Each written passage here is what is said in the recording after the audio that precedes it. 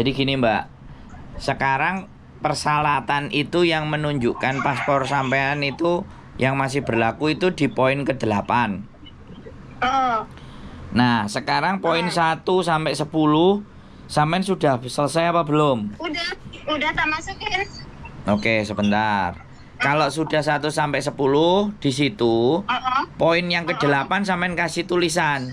Saya tidak diberikan izin oleh pemerintah Indonesia untuk membuat pernyataannya mereka itu alasannya apa sampean harus sampaikan juga secara tertulis kepada imigrasi.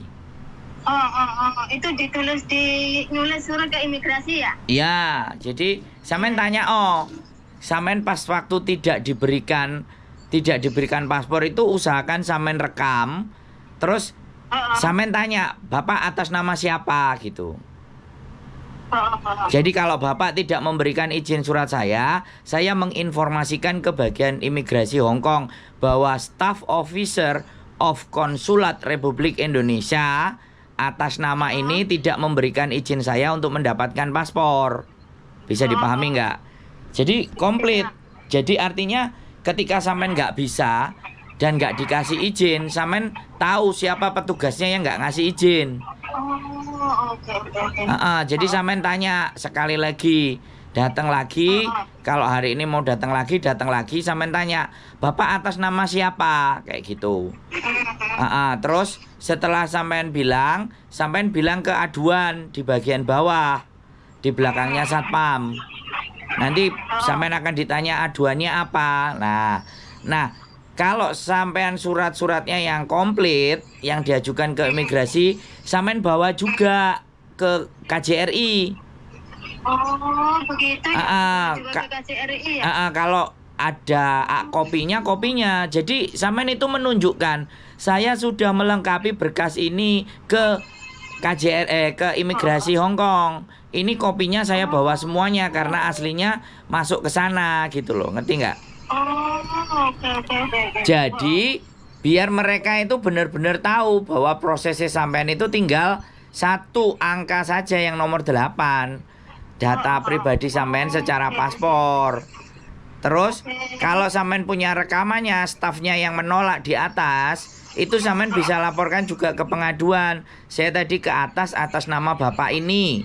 Dia tidak memberikan izin. Ini buktinya ada rekaman suaranya. Atau sampean nulis surat, "Pak, Bapak kan tidak mengizinkan saya untuk mendapatkan. Jadi boleh saya minta tanda tangan. Saya akan menulis atas nama nih, foto wajahnya juga sekalian.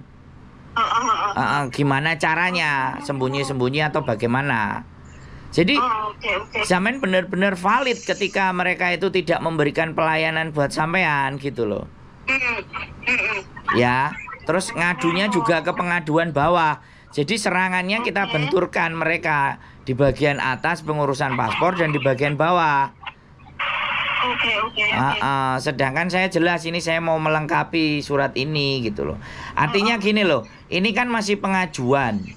Ini kan masih pengajuan visa. Jadi sampean belum turun visa. Iya benar. Masih pengajuan visa. Nah seperti itu ceritanya. Tapi ya nggak apa-apa, namanya usaha kok.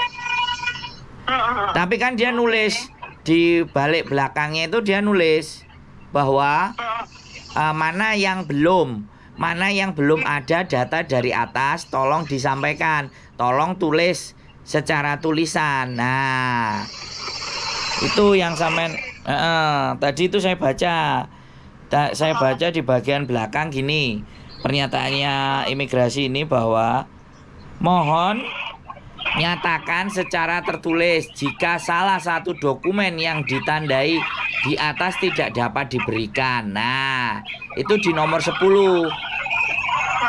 Sampean kok berisik sekali, itu di mana sih Mbak? Sampean ini nek butuh. Aku di pinggir jalan gitu. Makanya nyari tempat yang enak kalau sampean butuh informasi. Oke, maaf ya. Gitu loh. Nyari informasi sampean cari suasana sing penak biar gak sama-sama keruhe. Oke. Jadi permohonan atau dokumen resmi yang relevan mengenai permohonan perpanjangan. Jadi nggak apa-apa. Imigrasi kan masih pengajuan lah, makanya mereka minta surat satu lagi kan. Iya. Surat yang berikutnya yang datang. Nah, bisa jadi surat yang datang itu mungkin visanya sampean sudah kelar. Alhamdulillah. Enggak, maksudnya yang diminta sama KJRI itu loh. Visa visa sudah kelar, baru dia mau ngeluarin paspor. Iya. Bisa jadi. Pikirannya begitu loh ya. Kenapa? Pak, kalau kita ketemu bisa nggak? Sampai di mana? Saya di rumah, di kos BB. Aku sekarang di kos BB.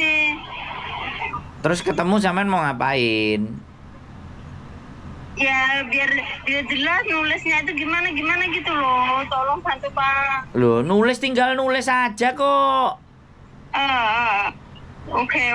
Sampean tanya lagi ke atas, ke KJRI, Pak, Bapak atas nama siapa?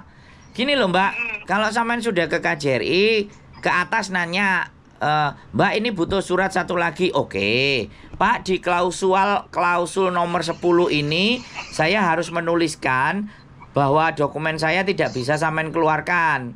Nah, nama Bapak siapa? Karena saya akan melaporkan ke imigrasi bahwa memang benar-benar saya sudah datang ke sini, ke Yane Linsikun, tapi ternyata tidak diberikan. Yang tidak memberikan atas nama sampean Pak. Ngomong kayak gitu, BNDE mikir.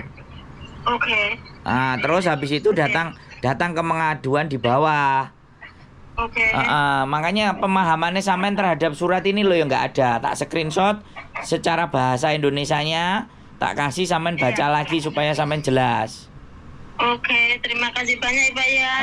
Jadi nggak perlu ketemu nanti kalau sudah kelar semuanya urusannya sampean beres baru ngombe kopi. Terima kasih banyak ya. Nah, ini tak kirim ke sampean ya translitanya wis. Nggak usah bingung, oke? Oke. Sehat selalu, yuk, bye-bye, Waalaikumsalam.